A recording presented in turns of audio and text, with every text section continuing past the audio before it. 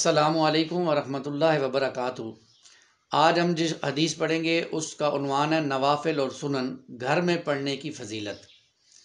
عن زید بن ثابت رضی اللہ تعالیٰ عنہ ان رسول اللہ صلی اللہ علیہ وسلم اتخذ حجرۃ قال حسبت انہ کان من حصیر فی رمضان فصلی فیہا لیالی فصلی بصلاتہ ناس من اصحابہ فلما علم بهم جعل يقعد فخرج إليهم قال قد عرفت الذي رأيت من صنيعكم فصلوا أيها الناس في بيوتكم فإن أفضل الصلاة صلاة المرء في بيته إلا مكتوبة۔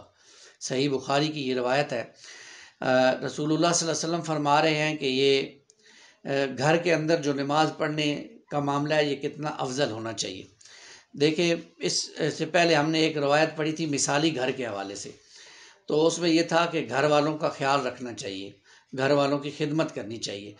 یہ بات بھی ہمارے سامنے رہے کہ اللہ کے رسول نے فرمایا صلی اللہ علیہ وسلم کہ ہر انسان اپنے گھر کے اوپر ایک نگران ہے، ذمہ دار ہے، اس سے اللہ کے ہاں پوچھ ہوگی، اور گھر والوں کی ذمہ داری مختلف طریقوں سے ادا ہو سکتی ہے۔ اس میں سے ایک یہ ہے کہ انسان گھر کے اندر نماز کا کچھ حصہ پڑھے، کوشش کرے کہ جو نوافل ہیں وہ گھر میں پڑھے جائیں اور فرائض جو ہے وہ مسجد میں باجماعت ادا کیے جائیں۔ عن زید بن ثابت فرماتے ہیں رضی اللہ تعالیٰ عنہ کہ رسول اللہ صلی اللہ علیہ وسلم نے فرمایا رمضان المبارک میں ایک اپنے لیے ٹاٹ کا حجرہ بنوایا اور آپ نے اس میں تہجد کی نماز پڑھی کچھ راتیں۔ آپ صلی اللہ علیہ وسلم کے صحابہ نے بھی آپ کے ساتھ نماز پڑھی۔ پھر جب آپ صلی اللہ علیہ وسلم کو معلوم ہوا تو آپ صلی اللہ علیہ وسلم بیٹھ کر نماز پڑھنے لگے، اور پھر آپ صلی اللہ علیہ وسلم نے لوگوں کو فرمایا میں نے تمہارا معاملہ جان لیا ہے، پس اے لوگو اپنے گھروں میں نماز پڑھو، کیونکہ ہر شخص کی بہترین نماز وہ ہے جو اپنے گھر میں پڑھے سوائے فرض نماز۔ یہ اصل میں یہ ایک تو وہ روایت ہے جس سے ہمارے ہاں اہل حدیث حضرات 8 تراویح نکالتے ہیں۔ وہ بحث ایک طرف رکھتے ہوئے ہمارا آج کا مقصد وہ نہیں ہے کہ تراویح 8 ہونی چاہیے یا 20 ہونی چاہیے۔ جو جس مسلک سے تعلق رکھتا ہے وہ اپنے مسلک پر عمل کرے، 8 پر رکھتا ہے تو 8 پڑھے، 20 رکھتا ہے تو 20 پڑھے، کوئی حرج نہیں ہے۔ ہم 8 والوں کو غلط نہیں کہتے اور 20 والے بھی صحیح ہیں، دونوں صحیح ہیں، دونوں رسول اللہ صلی اللہ علیہ وسلم کے ساتھ اپنی نسبت جوڑتے ہیں۔ اپنے دلوں کو ان اختلافی معاملات میں ہمیں وسیع رکھنا چاہیے اور ایک دوسرے کے لیے دل کو کھلا رکھنا چاہیے، نہ کہ ان کو جھگڑوں کا باعث بنانا چاہیے۔ باقی علمی گفتگو ہوتے رہنی چاہیے، اس میں کوئی حرج نہیں۔ البتہ ہمارا جو موضوع ہے وہ یہ ہے کہ گھر کے اندر بھی نوافل اور کچھ چیزیں پڑھنی چاہیے۔ دیکھیں، ہم نے پڑھا قرآن مجید کی آیت ہے یا ایھا الذین آمنوا قوا انفسکم واہلیکم نارا، اے ایمان والو بچاؤ اپنے آپ کو اور اپنے گھر والوں کو جہنم کی آگ سے۔ اب دیکھیں، اپنے گھر والوں کو بھی بچانا ہے، اپنے آپ کو بھی بچانا ہے۔ پہلے اپنے آپ کو بچانا ہے، علیکم انفسکم، پہلے اپنی ذمہ داری ہے، پھر گھر والوں کی ذمہ داری ہے۔ اب گھر والوں کی تربیت کیسے ہوگی؟ اس طرح ہوگی کہ انسان فرائض مسجد میں پڑھے اور نوافل گھر میں آ کر ادا کرے۔ اب جب بیوی دیکھے گی کہ بھائی خاوند نماز پڑھ رہا ہے تو وہ بھی وضو کر کے شامل ہو جائے گی، بچیاں دیکھیں گی، بچے دیکھیں گے، وہ آپ کے ساتھ شامل ہو جائیں گے۔ اب میں آپ کو مثال دیتا ہوں، سمجھانے کے لیے عرض کر رہا ہوں۔ میری چھوٹی بیٹی جناب جب میں گھر میں آ کے نماز پڑھتا ہوں تو میرے ساتھ کھڑی ہو جاتی ہے، ایسے ٹوٹے پوٹے، کبھی ہاتھ ادھر باندھ لے گی، کبھی ادھر باندھ لے گی۔ اب یہ اس کی تربیت خود سے ہو رہی ہے، مجھے بتانا نہیں پڑ رہا، اس کی خود سے تربیت ہو رہی ہے تحدیث نعمت کے لیے۔ جب ہم قرآن مجید لے کر بیٹھیں گے پڑھنے کے لیے تو وہ کتاب لے کر ایسے کوئی کھول کے ایسے کرنا شروع کر دے گی۔ اب اسے نہیں پتہ میں کیا پڑھ رہی ہوں، لیکن وہ والدین کو دیکھ رہی ہے اور جو کچھ دیکھ رہی ہے وہ اپنی شخصیت میں لانے کی کوشش کر رہی ہے۔ یہ رواج دیں گے ہم گھروں میں تو ہمارے بچے اور بیویاں ہمیں دیکھ کر اس کو اپنائیں گے۔ ہم نماز پڑھیں گے گھر میں، وہ ہمیں دیکھ کر نماز پڑھیں گے۔ ہم نوافل پڑھیں گے گھر میں، وہ ہمیں دیکھ کر نوافل پڑھیں گے۔ ہم ٹی وی دیکھیں گے گھر میں، وہ ہمیں دیکھ کر ٹی وی دیکھیں گے۔ ہم گانے سنیں گے گھر میں، وہ ہمیں دیکھ کر گانے سنیں گے۔ میں حیران ہو گیا، ایک دن آپ اندازہ کریں، واک کر رہا تھا صبح کے وقت، تو میرے سامنے آگے ایک میاں بیوی تھے، انہوں نے چھوٹی بچی معصوم 3 ساڑھے 3 4 سال کی ہوگی، تو اس بچی کو ماں کہہ رہی ہے کہ اپنے پاپا کو ذرا وہ گانا سناؤ جو تمہیں یاد ہے۔ اندازہ کریں، اور بچی نے وہ گانا پڑھا یا گایا تو والد کہنے لگا میری بچی نے اس گلوکار کا نام لے کر اس سے بھی اچھا پڑھا ہے۔ اندازہ کریں، میں صرف سمجھانے کے لیے عرض کر رہا ہوں کہ ہماری بچی نے گانا سنا تو باپ کو محسوس ہوا کہ اس گلوکار سے بھی اچھا گانا شروع کر دیا ہے۔ اگر یہی بچی قرآن کی تلاوت سنتی تو، اگر یہی بچی گھر میں درود شریف سنتی تو، یہی بچی اللہ کا ذکر سنتی تو، یہی بچی ماں کو نماز پڑھتے دیکھتی تو، یہی بچی باپ کو نماز پڑھتے ہوئے دیکھتی تو وہ یہ چیزیں اپنا لیتی۔ یہ حکم، اس کا مقصد یہ ہے کہ گھر والے بھی اس طرف توجہ کریں۔ باپ گالیاں نکالے گا، بچے اس کو سن سن کے گالیاں نکالیں گے۔ باپ سگریٹ پیے گا، بچے اس کو دیکھیں گے، بعد میں ہو سکتا ہے سگریٹ نہ بھی پیئیں لیکن ان کا دھیان اس طرف جائے گا کہ یہ کیا کام ہو رہا ہے۔ اس لیے آپ نے دیکھا ہوگا بچے معصومانہ سوال کرتے ہیں، کبھی تلاوت لگا دیں، کوئی قاری رونا شروع کر دے تو بچے پوچھیں گے بابا یہ کیوں رو رہا ہے، پوچھیں گے نا۔ تو بچوں کو سمجھائیں، بچوں کو لے کر چلیں، گھر والوں کو لے کر چلیں، کیونکہ یہ میری اور آپ کی ذمہ داری ہے ان کی تربیت کرنا، ان کو دین سکھانا، ان کو قرآن سکھانا، ان کو، اور یہ رواج ہے ہم دیں گے۔ ہم گھر میں جھوٹ بولیں گے، بچے بھی جھوٹ بولیں گے۔ اب باپ خود جو کہے گا بیٹے کو باہر گھنٹی ہو تو جاؤ بیٹا باہر، کہہ دو کہ بابا گھر میں نہیں ہے، تو بیٹی کیا اس سے اثر لے گی؟ جھوٹ ہی بولے گی نا۔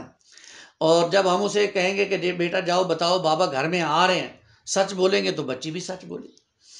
یہ ہیں وہ باتیں چھوٹی چھوٹی ہیں، لیکن یہ اس سے آگے جو نتیجہ نکل رہا ہے وہ بہت بڑا ہے، نتیجہ نکل رہا ہے۔ آج ہمارے گھروں میں تربیت نہیں ہے۔ آج میں آپ کو بتاؤں، یہی بچے جب بڑے ہو جاتے ہیں پھر والدین کے قابو نہیں آتے ہیں، پھر والدین کہتے ہیں بچے نافرمان ہو گئے، ہم سے مشورہ پوچھتے ہیں حضرت کوئی وظیفہ بتا دیں جس سے والدین نیک ہو جائے۔ بھائی وظیفوں سے اولاد نیک نہیں ہوتی، اولاد اپنی تربیت سے نیک ہوتی ہے۔ تربیت نہیں کی اچھی، آج کوئی گلہ نہیں کر سکتے آپ کے اولاد نیک نہیں ہے۔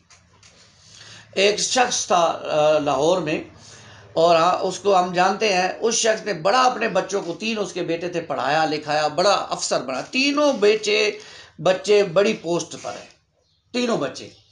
باپ کی حالت یہ ہے کہ باپ کو فالج ہو گیا ہے، گھر میں کوئی خاتون نہیں ہے، کوئی ملازم نہیں ہے، محلے والے جب دھوپ ہوتی ہے تو اس کی چرپائی کو اٹھا کے چھاؤں میں کر دیتے ہیں، اور جب وہاں پہ دھوپ آ جاتی ہے تو اس کی چرپائی وہاں سے اٹھا کے وہاں پہ کر دیتے ہیں۔ ایسی اولاد کا کیا فائدہ جس کے اوپر سب کچھ انویسٹ کر دیا، اپنا تن من دھن، آج وہ بچے والدین کو پوچھنے کا نام نہیں لیتے۔ معذرت کے ساتھ عرض کروں گا، بچہ بی ایس سی ہے، ایم ایس سی ہے، ایم اے انگلش ہے، لیکن اس سے پوچھے بھائی جنازہ آتا ہے، کہتا نہیں آتا ہے۔ اور بھائی تمہارا کل باپ مر جائے گا، جنازہ کیسے پڑھو گے؟ ماں مر جائے گی، کیسے جنازہ پڑھو گے؟ پیچھے خاموشی سے کھڑے رہو گے؟ سوچئے نا، یہ کیوں نہیں تربیت دیتے ہم اپنے بچوں کو؟ یہ رواج کیوں نہیں ہم اپنے گھروں میں پیدا کرتے کہ ہمارے بچے سیکھیں؟ قرآن ہم گھر پڑھیں گے، وہ بھی قرآن پڑھیں گے، قرآن ہم گھر میں ترجمہ پڑھیں گے، وہ بھی ترجمہ۔ ہمیں تو گھر میں ایک محفل لگانی چاہیے، گھر کے اندر ایک کچھ وقت کے لیے بچوں کو بٹھا کر کوئی قرآن کی آیت پڑھے، کوئی ترجمہ پڑھے، کوئی تفسیر پڑھے، کوئی حدیث پڑھے، کوئی نعت پڑھے، کوئی درود شریف پڑھے، کوئی ایسے کوئی واقعہ بیان کرے صحابہ کا، صحابہ کرام کی زندگیاں پڑھی جائیں، بچوں کو سنائی جائیں، تاکہ ان کی زندگیوں میں ایک ایمان افروز معاملہ پیدا ہو، اور ہماری زندگیاں، اور وہ کل ہمارے فرمانبردار بنیں۔ ہم ان کو دین پر چلائیں گے، کوشش کریں گے، تربیت کریں گے، تو کل وہ ہمارے فرمانبردار بنیں گے۔ ہم ان کو دنیا کا گدھا بنا دیں گے، دنیا کا پرزہ بنا دیں گے، تو وہ اس باطل نظام کے پرزے بن جائیں گے، ڈگریاں تو لے لیں گے لیکن والدین کو نہیں پوچھیں گے۔ یہی اس دنیا کا دستور ہے۔ آج سوچ لیں کہ کل ہم چاہتے ہیں ہمارے بچے ہماری خدمت کریں، تو آج پھر ہمیں انہیں انویسٹ کرنا ہوگا کہ وہ ہماری خدمت کریں۔ اور اگر ہم انہیں انویسٹ کر دیں گے دنیا میں کہ دنیا بناؤ، تو پھر وہ دنیا کے پردے بن جائیں گے اور پوری دنیا سے دولت کمائیں گے، لیکن والدین کی خدمت کے لیے ان کے پاس وقت نہیں ہوگا۔ اس بات پہ غور کریں۔ اس لیے فرمایا آپ صلی اللہ علیہ وسلم نے کہ ایھا الناس، اے لوگو، فی بیوتکم، اپنے گھروں میں تم، فصلوا ایھا الناس فی بیوتکم، اے لوگو تم اپنے گھروں میں نماز پڑھو، فإن افضل الصلاۃ صلاۃ المرء فی بیتہ، اور مرد کی افضل نماز یہ ہے کہ وہ اپنے گھر میں اس کو ادا کرے، الا مکتوبہ، نفل نماز کے علاوہ، نفل نماز، فرض نماز کے علاوہ نوافل وہ گھر میں ادا کرے۔ فرض پڑھے مسجد میں، باقی نماز گھر میں صبح کی سنتیں گھر سے پڑھ کے مسجد میں جائے، گھر سے پڑھ کے مسجد میں جائے اور وہاں فرض پڑھے۔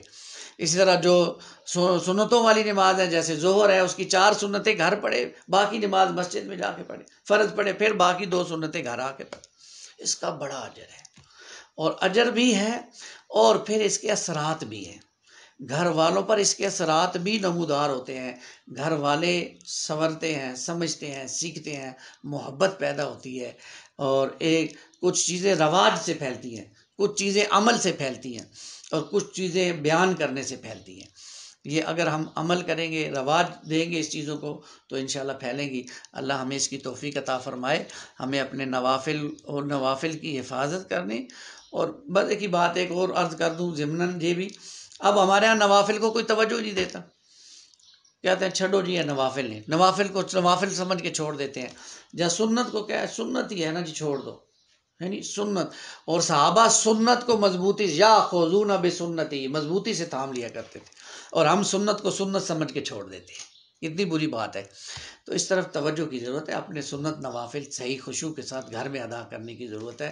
اللہ ہمیں اس کی توفیق دے، آمین یا رب العالمین۔ اقول قولی ھذا استغفر اللہ لی ولکم ولسائر المسلمین والمسلمات۔